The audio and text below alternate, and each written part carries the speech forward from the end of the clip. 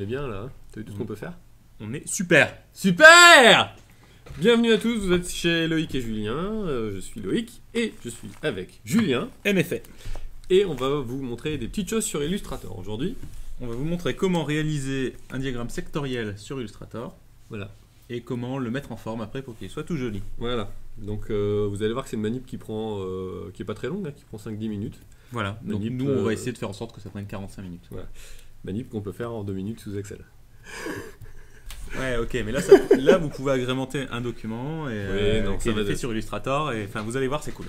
Alors on y va. Donc pour faire un diagramme sectoriel, on va ici dans les outils graphes. Donc il y en a plusieurs. Je crois que par défaut c'est celui à barre verticale qui apparaît. Mais ne vous y trompez pas, en restant appuyé avec la souris, nous trouvons d'autres outils comme par exemple l'outil graphe sectoriel. Donc, voilà. On va pas tous vous les présenter, mais ils marchent tous de la même manière. On monte celui-là parce qu'il est très très impressionnant. Sans doute.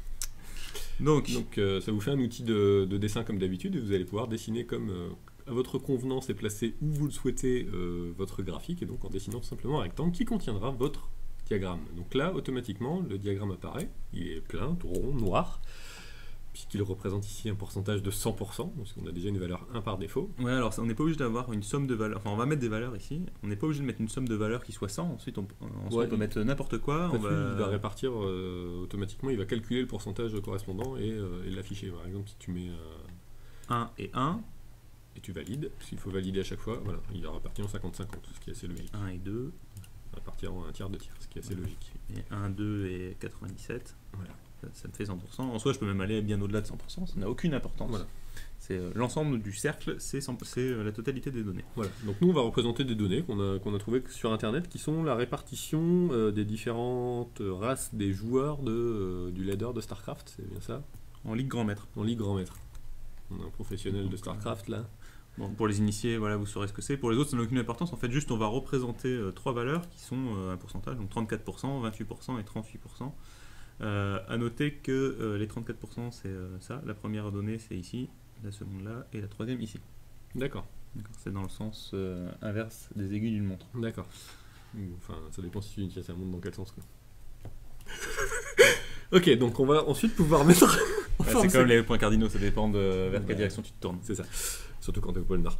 Donc, on va pouvoir fermer cette fenêtre, parce que là, on a rentré nos valeurs. Hein, Oui, donc on ferme pour finir et pour voilà, pouvoir en faire graphique. Donc ici, le graphique, il est gris par défaut. Enfin, c'est les couleurs qui sont sélectionnées ici par défaut. On va pouvoir changer ces couleurs.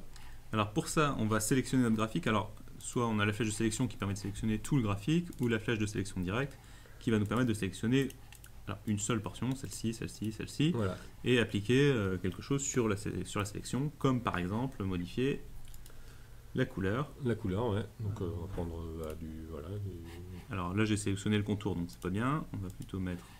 Alors ça fonctionne comme les autres formes d'Illustrator. Vas-y, je te laisse. Vas-y, alors donc juste la lente de commentaires. Je suis passé en niveau de gris, donc des couleurs.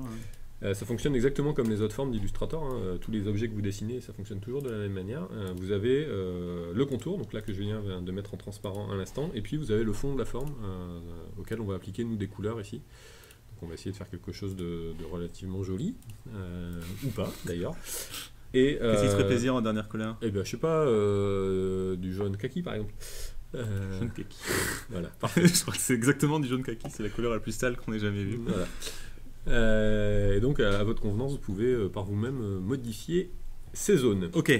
Voilà le graphique déjà coloré, c'est une première mise en forme. Voilà. Alors après on peut faire plus. Oui. Et ce qu'on va faire c'est passer notre graphique en 3 dimensions. Effectivement. Pour cela on sélectionne le graphique. Ouais, on va aller dans Effet, 3D, et puis ici vous avez Extrusion et Biseautage. Et là, vous allez pouvoir appliquer un effet. Alors, on va vous montrer un petit peu toutes les options. Il faut cocher effectivement la petite case aperçu pour voir ce que ça donne en temps réel. Donc là, on voit déjà qu'avec les options par défaut, on a quelque chose qui est en 3D maintenant. On a un côté qui apparaît et qu'on peut faire pivoter comme on le souhaite. Donc, on a notre graphique qui est en 3D. Alors, si jamais vous avez laissé des contours en noir, enfin en tout cas dans une couleur prédéfinie, là, vous aurez sur la tranche du noir. Parce que ça fait partie du contour. Donc forcément, ça apparaîtra en noir. Donc nous, on l'a mis en transparent. Donc on récupère la couleur. de mettre en transparent. C'est la première étape à faire. On récupère la couleur de fond en fait, de notre zone. Donc vous avez des rotations qui sont prédéfinies si vous voulez. Donc on va en mettre une, mais en soi on peut aussi tourner à la main comme ça ou choisir des angles. De valeur précise avec les axes. Voilà. Donc là, on va remettre peut-être une rotation par défaut isométrique haut, là. Elle est pas mal, on l'aime bien. Donc on peut ensuite choisir de la profondeur d'extrusion. Ok, donc on va vous montrer par exemple. Si on met quelque chose de très grand, là on sort carrément la fenêtre. Donc voilà. On a un joli cylindre. Donc on peut peut-être mettre moins. En fait, à 50 c'était pas mal en soi. Voilà. On peut choisir deux fois avoir du plein, soit ici uniquement des formes vides, donc avec un creux à l'intérieur. C'est assez rigolo comme effet. Ok, on peut jouer sur la perspective aussi. Alors, on va le faire en l'exagérant volontairement. Voilà. Donc vous avez la partie qui est au premier plan en fait, qui paraît plus grosse que la partie arrière-plan. C'est vraiment le principe de perspective. En fait. Le principe de perspective, ce qui est prêt apparaît en grand. Voilà. Ok. Ensuite, on peut biseauter tous nos angles. Donc ici, on n'a pas de biseau pour l'instant, mais on a plusieurs biseaux qui sont possibles. Le biseau classique qui vient biseauter classiquement. Comme sur un iPhone 5. Ah, c'est vrai que c'est pas mal. Moi, je pense que c'est comme ça qu'ils l'ont fait. On peut choisir la force du biseau. On peut choisir que le biseau s'applique sur les lignes intérieures, comme c'est le cas ici sur les 3 lignes qui sont ici, ou pas. Voilà. Voilà. Et puis après, on a d'autres biseaux qui sont amusants. On va en remettre un second. Voilà.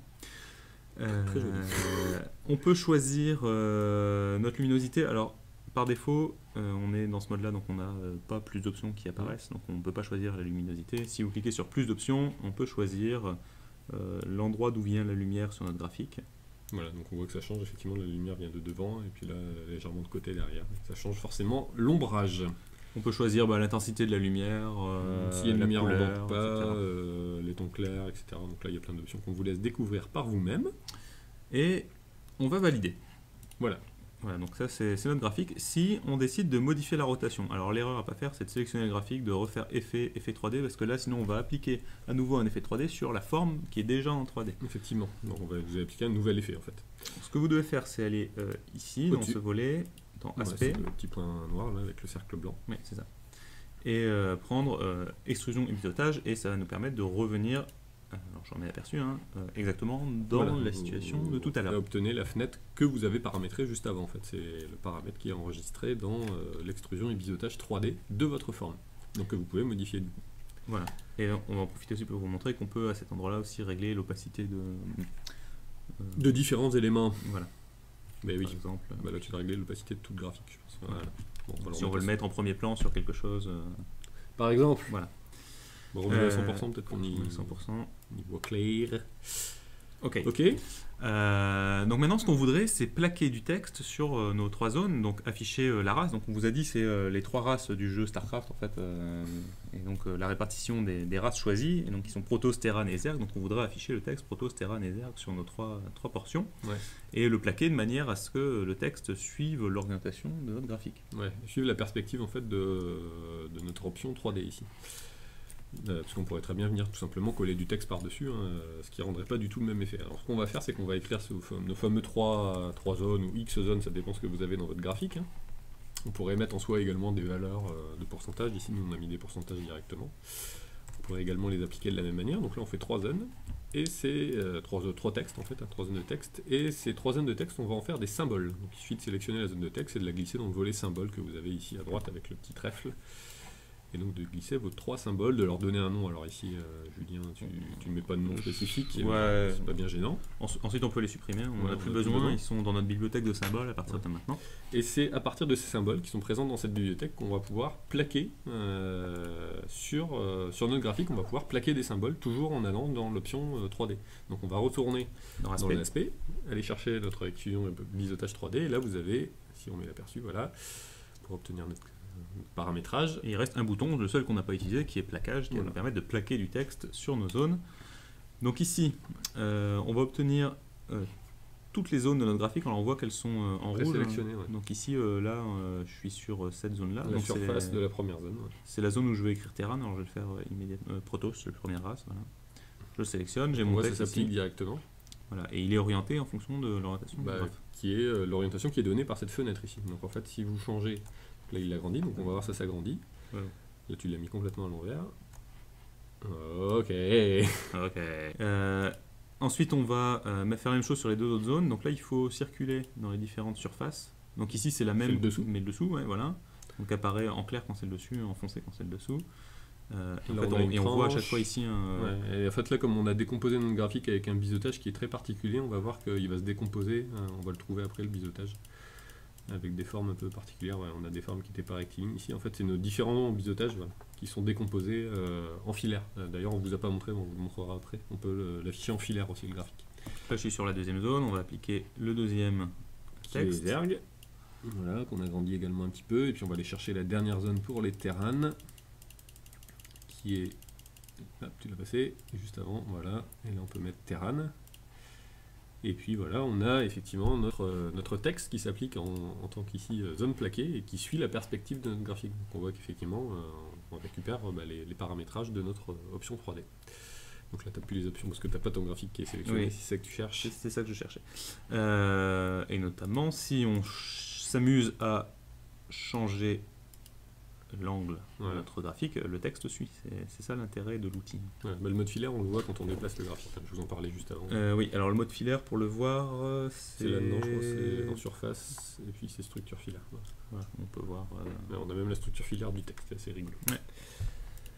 Donc voilà pour ce petit tuto. Ouais, qui vous explique comment faire des graphiques avec Adobe Illustrator. Évidemment, ça va servir à plein d'autres choses derrière. On verra peut-être dans un prochain tuto. Oui, que nous allons enregistrer dans la foulée. Ok, on vous remercie de nous avoir suivis. J'espère que ça vous a aidé.